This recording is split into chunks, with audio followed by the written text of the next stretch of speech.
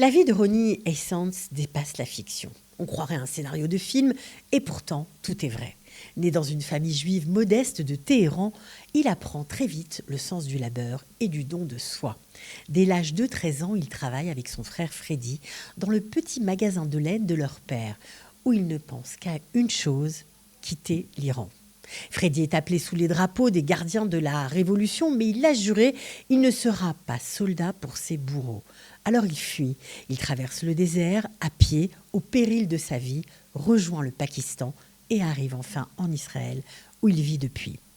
Quant à Ronnie, son petit frère, lui, décide de rester. Il fait un choix dangereux, certes, mais stratégique.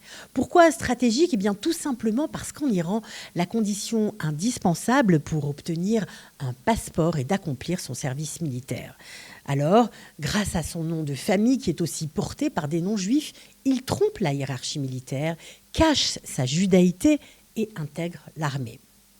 Repéré pour son intelligence et sa rigueur, on le recrute pour travailler au tribunal en tant qu'assistant du ministre de la Justice. Rien que ça. Il a à peine 20 ans et il se retrouve plongé au cœur même de l'appareil répressif du régime. Pendant 3 ans, il va avoir accès aux dossiers les plus sensibles du pays et systématiquement, il réussira à alléger les peines des Juifs en difficulté. Il aide les familles juives écrasées par la peur et les dettes, il négociera des cautions et bien sûr, il fera disparaître des dizaines de documents compromettants. Si on l'avait découvert, on l'aurait pendu. Il le sait, mais il continue. À 23 ans, finalement, il quitte l'armée et décide de rester en Iran pour faire des affaires. Par hasard, il apprend qu'on le recherche.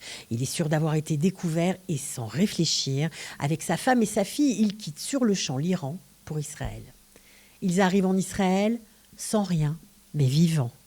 Commence alors un nouveau chapitre de sa vie. Son frère Freddy, installé depuis 10 ans dans le pays et qui a ouvert un magasin de chaussures, facilitera leur atterrissage. Le 15 mètres carrés à Ashdod et l'Hébreu qui a du mal à rentrer seront bientôt de lointains souvenirs. Et pour cause, d'un magasin de chaussures, il y en aura 2, puis 3, puis 10, puis 100 aujourd'hui. Avec plus de 1000 employés, ils sont à la tête de la marque Scoop. Une fantastique réussite israélienne.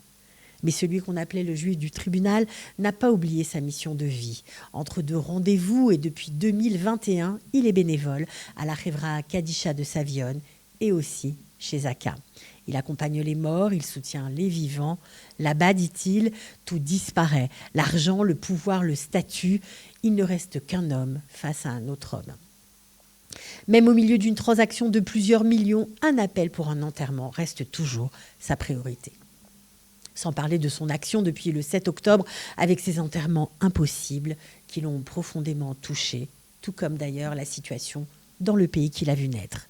Il connaît le régime des barbus sanguinaires de l'intérieur. Pour lui, les manifestations seules ne suffiront pas.